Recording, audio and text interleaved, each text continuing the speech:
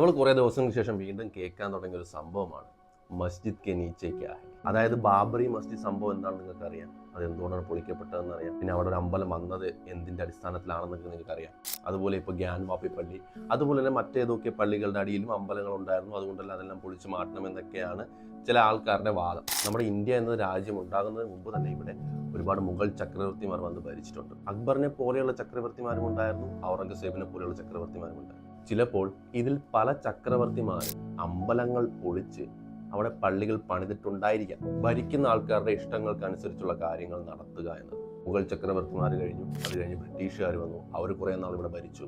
അവർ നമ്മുടെ നാട്ടിൽ നിന്ന് കുറേ സാധനങ്ങൾ അടിച്ചു മാറ്റിക്കൊണ്ടുപോയി. 1947 ശേഷം ഇന്ത്യക്ക് സ്വാതന്ത്ര്യം ലഭിച്ചു. ഇന്ത്യ ഒരു സെക്യുലർ ഡെമോക്രാറ്റിക് കൺട്രിയായി മാറി. ഒരിക്കലും ഒരു ജനാധിപത്യ സെക്യുലർ രാജ്യത്തിന്റെ ജോലിയല്ല പണ്ട് കാലത്ത് ഭരിച്ചിരുന്ന ആൾക്കാർ ചെയ്ത തെറ്റിന് പകരം വീട്ടുക എന്നത്. ഒരു ജനാധിപത്യ രാജ്യത്തിൻ്റെയോ അവിടുത്തെ സർക്കാരിൻ്റെയോ അവിടുത്തെ കോടതികളുടെയോ അല്ലെങ്കിൽ അവിടുത്തെ നിയമങ്ങളുടെയോ ജോലി ഒരിക്കലും റിവെഞ്ച് എടുക്കുക എന്നതല്ല. തീർച്ചയായും നമുക്ക് പറയാം, നമുക്ക് സ്വാതന്ത്ര്യം ലഭിച്ചതിന് ശേഷം, നമ്മുടെ കോൺസ്റ്റിറ്റ്യൂഷൻ ഉണ്ടായതിനു ശേഷം, നമ്മൾ ഡെമോക്രാറ്റിക് സെക്യുലർ രാജ്യമായതിനു ശേഷം ഒരു അമ്പലം പൊളിച്ചാൽ, നമ്മളൊരു പള്ളി പണിതാൽ അത് തീർച്ചയായും ജനാധിപത്യ സെക്യുലർ മൂല്യങ്ങൾ ഉയർത്തിക്കാണിക്കുന്ന മനുഷ്യർക്ക് നേരെയുള്ള തിരിച്ചടിയാണ് തീർച്ചയായും നമുക്ക് പറയാം. ഇതെല്ലാം ഉണ്ടാകുന്നതിന് നൂറ്റാണ്ടുകൾക്ക് മുമ്പ് നടന്ന സംഭവങ്ങൾക്ക് ഒരിക്കലും പകരം വീട്ടുക എന്നതല്ല ഒരു ജനാധിപത്യ രാജ്യത്തിന്റെ ജോലി. അങ്ങനെ പകരം വീട്ടണമെങ്കിൽ പണ്ട് നാട്ടുരാജാക്കന്മാരുടെ കാലത്ത് ഹയർ കാസ്റ്റ് ആൾക്കാരുടെ അടിമയായും അവരുടെ ക്രൂരതകളെല്ലാം നേരിട്ട അണ്ടർ പ്രിവിലേജ് ജാതിക്കാരുടെ പുതിയ തലമുറയ്ക്ക് അന്ന് അവരുടെ പൂർവികർ നേരിട്ട ക്രൂരതകൾക്ക് വേണ്ടി പകരം ചോദിക്കാനുള്ള അവസരം കൂടി എല്ലാവരും ഒതുക്കി കൊടുക്കണം. തീർച്ചയായും പണ്ട് മുഗൾ ചക്രവർത്തിമാരുടെ കാലത്ത്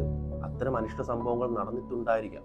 അവരുടേതല്ലാത്ത മതത്തെ അവർ ടാർഗറ്റ് ചെയ്ത് ആക്രമിച്ചിട്ടുണ്ടായിരിക്കും. പക്ഷെ അതിനൊക്കെ പകരം വീട്ടുക എന്നത് ഒരിക്കലും ഒരു ജനാധിപത്യ രാജ്യത്തിന്റെ ജോലിയല്ല. ഇത് എൻ്റെ ഒപ്പീനിയൻ ആണ്. ഇത് നിങ്ങൾക്ക് അക്സെപ്റ്റബിൾ ആണോ അക്സെപ്റ്റബിൾ അല്ലയോ എന്നതൊക്കെ രണ്ടാമത്തെ കാര്യം. ഇവിടുത്തെ ചില സോ കോൾഡ് ലിബറൽസ് എല്ലാം ഒരു പ്രത്യേക മതത്തിനോടുള്ള ഇഷ്ടക്കേടും അവർ ചെയ്യുന്ന കാര്യങ്ങളോടുള്ള എതിർപ്പും കാരണം റൈറ്റ് വിങ് പൊളിറ്റിക്സ് പടച്ചുവിടുന്ന മസ്ജിദ് കെ നീച്ചെ ക്യാ ഹൈ പോലത്തെ കാര്യങ്ങൾക്ക് നൈസായിട്ട് കണ്ണടച്ചു വിടുന്നുണ്ട്.